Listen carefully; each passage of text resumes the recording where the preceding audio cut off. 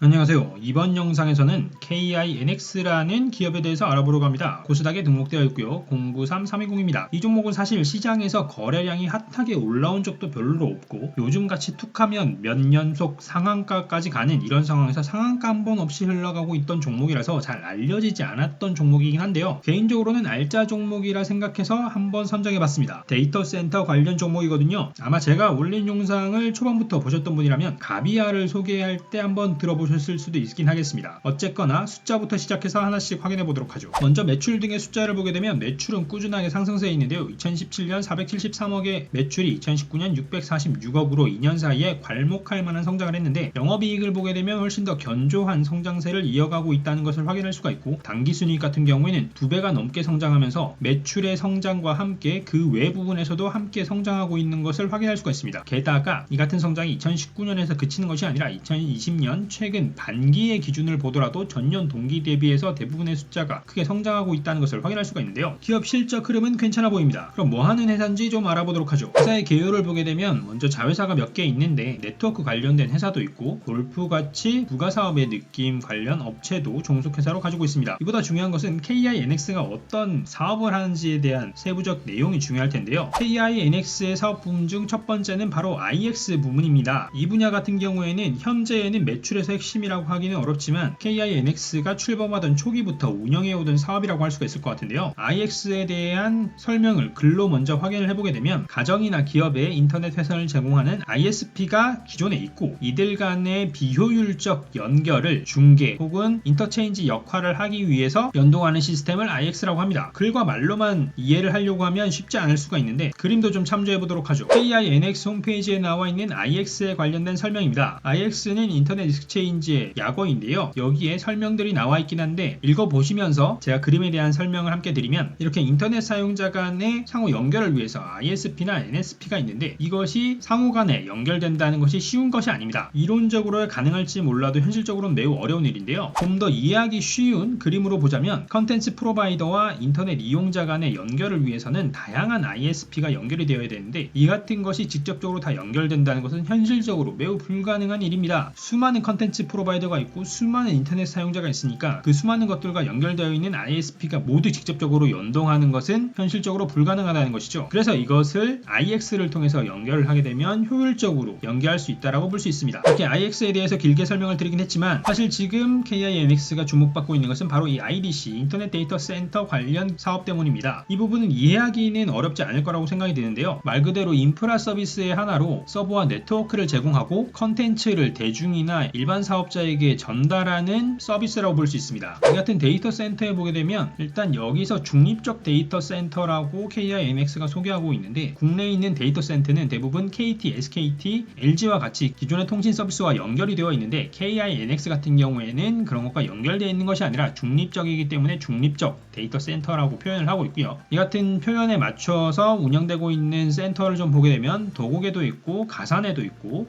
상암에도 두 군데, 분당에도 두 군데, 그리고 평촌까지 운영을 하고 있습니다. 데이터 센터마다 운영하는 서비스가 좀 다른 부분도 있고요. 그리고 이와 함께 CDN이라는 서비스도 있는데 CDN이라고 하면 컨텐츠를 하나의 서버에서 제공하는 것이 아니라 여러 서버에 분산해서 제공할 수 있도록 지원하는 서비스인데요. 이를 통해서 컨텐츠 전송이나 요청에 따른 병목 현상을 해결하는 서비스입니다. 이에 대한 이해를 돕기 위해서 한 블로그를 좀 참조해 보면요. 이 설명에 따르면 CDN 서비스를 이용하지 않게 되면 이렇게 하나의 서버에서 각각 다 접근을 해야 되기 때문에 컨텐츠를 담고 있는 서버에서 접근을 해서 받을 때마다 병목 현상이 생길 수가 있습니다. 쉽게 말하면 서버가 죽었다는 등의 사건이 발생하기가 쉬운 것이죠. 하지만 CDN 서비스를 이용하게 되면 캐시 서버가 구축이 되면서 유저가 각각의 캐시 서버에 접근을 할 수가 있기 때문에 네트워크 분산의 효과가 생기게 되죠. 그림으로 보면 한층 이해가 쉬운 것 같은데 이 같은 것을 포스팅해주신 티스토리의 갓데이님에게 감사드리고요. 이외에도 클라우드 서비스나 보안 서비스 등을 제공하고 있습니다. 여러가지 서비스에 대해서 말씀을 드리긴 했지만 매출의 구성을 보게 되면 가장 중요하게 역할을 하고 있는 것은